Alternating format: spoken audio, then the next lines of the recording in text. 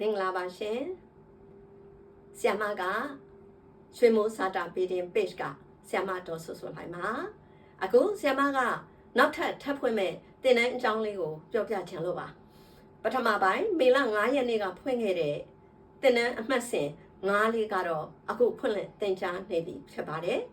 အဲ့ဒီသင်တန်းမှာဆရာမကလူ100ပဲလက်ခံသင်ကြားပေးနိုင်တာဖြစ်လို့သင်ကြားဖို့အတွက်ဒါသင်တန်းအပ်လာတဲ့သင်တန်းသားတွေ100ကျော်သွားတဲ့အတွက်နောက်ထပ်သင်တန်းတစ်ခုကိုဆရာမဂျွန်3ရက်မှာထပ်ဖွင့်ပေးဖို့စီစဉ်ခဲ့ပါတယ်အခုအဲ့ဒီသင်တန်းမှာလည်းသင်တန်းသားအချို့ရောက်နေကြပါပြီအဲ့တော့အခုဂျွန်3ရက်မှာဖွင့်မဲ့သင်တန်းကိုလည်းအချိန်မီအပ်နိုင်ဖို့ဒါလေးကိုပြောပြချင်တာပါပြီးခဲ့တဲ့သင်တန်းအမှတ်စဉ်9မှာတော့သင်တန်းအပ်ဖို့နှိုးဆော်တဲ့ရက်ကနေ10ရက်အတွင်းမှာသင်တန်းသား100ပြည့်ခဲ့ပါတယ်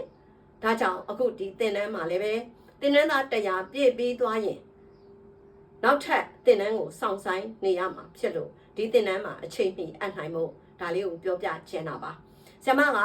အခုဂျွန်3ရက်ဖွင့်တဲ့သင်တန်းပြီးသွားရင်နောက်ထပ်သင်တန်းတစ်ခုကိုတော့ဆရာမစက်တင်ဘာလနောက်ပိုင်းမှာပဲထပ်ပြီးတော့ဖွင့်နိုင်တော့မှာဖြစ်ပါတယ်ဒါကြောင့်ဒီဂျွန်3ရက်သင်တန်းကိုတော့သင်တန်းတက်လို့တဲ့သင်တန်းသားတွေအချိန်မီတက်ရောက်သင်ကြားဖို့ဒါလေးကိုလည်းပဲပြောပြချင်ပါတယ်အဲ့တော့ဆရာမအခုသင်မဲ့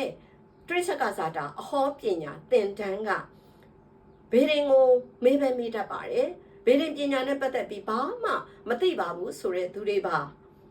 အခြေခံကနေစပြီးတော့သင်ကြားပေးမှဖြစ်လို့လွယ်ကူကူသင်ယူတတ်မြောက်နိုင်တဲ့သင်တန်းဖြစ်ပါတယ်เนาะဒါကြောင့်ဒီသင်တန်းလေးကအခြေခံလုံးဝမရှိတဲ့သူတွေလည်းသင်ယူနိုင်တဲ့သင်တန်းဖြစ်ပါတယ်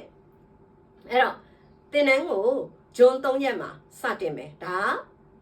နံပါတ်6เนาะအပတ်စဉ်6သင်တန်းလေးဖြစ်ပါတယ်အဲ့တော့သင်တန်းကာလကဆရာမ2လသတ်မှတ်ထားပါတယ်အဲ့တော့သင်တန်းမှာအင်္ဂါနေ့ရယ်ကြာသပတေးနေ့ရယ်စနေနေ့ရယ်ဒီမှာသင်တန်း file တွေကိုเนาะ video file တွေကိုဆရာမဒီ group တဲကနေပို့ပေးမှာဖြစ်တယ်အဲ့ဒီမှာကြည့်ရှုပြီးသင်ယူကြရမှာဖြစ်တယ်ပြီးရင်တော့နှစ်ပတ်တစ်ချိန်မှာဆရာမက Zoom meeting မှာသင်တန်းသားတွေအားလုံးနဲ့နွေးနွေးထွေးထွေးတွေ့ဆုံပြီးတော့စာဆွေးနွေးကြမယ်မသိတာတွေမေးကြမယ်ဆရာမကပြန်ပြီးရှင်းပြမယ်အဲ့ဒီလိုပုံစံစနစ်နဲ့သွားမှာဖြစ်ပါတယ်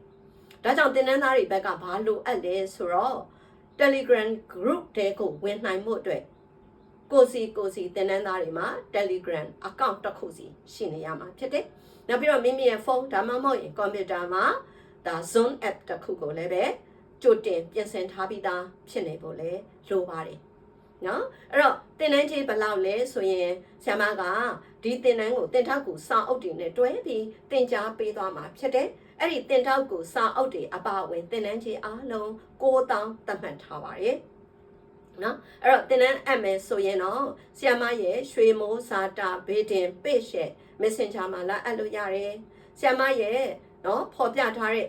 Viber နံပါတ်မှာလည်းပဲဝင်ရောက်ပြီးတော့လာအပ်လို့ရပါတယ်အဲ့တော့သင်တန်းအပ်မယ်ဆိုရင်တော့ဆရာမကတော့ဒီလိုလေးပြောချင်တယ်ကြိုတင်ပြီးအပ်ထားစေချင်တယ်ကြိုတင်အပ်ထားစေချင်တာကအချက်2ချက်ပါနော်ရှေ့ကသင်တန်းလိုပဲလူ100ပြည့်သွားရင်နောက်သင်တန်းကိုစောင့်နေရမှာဆိုတာရယ်နောက်တစ်ခုကသင်တန်းဖွင့်တဲ့ရက်မှာသင်ထောက်ကူစာအုပ်တွေကိုလက်ထဲမှာရောက်ရှိနေပြီးတော့သင်ယူရတာမျိုးဖြစ်ဖို့အတွက်သင်ထောက်ကူစာအုပ်တွေပို့ဖို့အချိန်ကိုပါငဲ့ပြီးကြိုပြီးတော့အပ်စေချင်တာဖြစ်ပါတယ်เนาะဒါကြောင့်အခုလာမယ့်ဂျွန်လ3ရက်မှာဖွင့်လှစ်မဲ့တရိစကစာတာအဟောပညာသင်တန်းကိုတက်ရောက်ကြဖို့အတွက်စင်တာရှိတဲ့သင်တန်းသားတွေအားလုံးသင်တန်းအနိုင်ကြပါပြီဆိုတာလေးကိုဆရာမနှိုးဆော်လိုက်ပါတယ်ရောက်ရှိလာမဲ့ဂျွန်လ3ရက်နေ့မှာတက်ရောက်လာမဲ့သင်တန်းသားတွေအားလုံးကိုဆရာမကကြိုဆိုနေပါတယ်လို့ပြောပြပါစေ